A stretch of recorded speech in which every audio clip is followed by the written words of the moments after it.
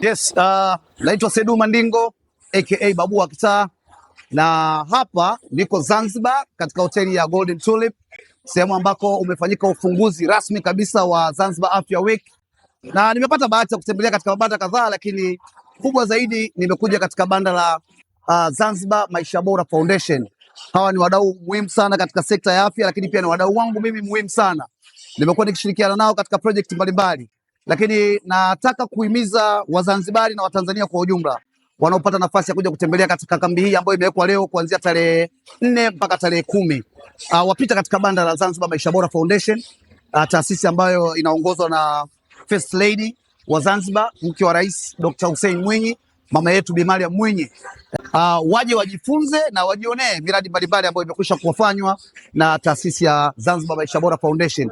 Mimi nimeshawahi kushirikiana nao katika project ambayo ilifanyika kule Unguja Kusini, katika hospitali ya Kitogani pale iliwekwa kambi ya uchunguzi ambayo inaitwa Afya Bora Maisha Bora. Sasa miradi imekuwa ni mingi sana ambao wanaifanya. Kwa hiyo wote nawakaribisha muje muweze kujifunza mambo mengi yanayofanyika. Kwa mimi nitakuwepo siku zote hizo kuanzia leo tarehe 4 mpaka tarehe 10 katika kuhitimisha wiki ya Zanzibar Afya Week. Wote nawakaribisha katika banda la Zanzibar Maisha Bora Foundation.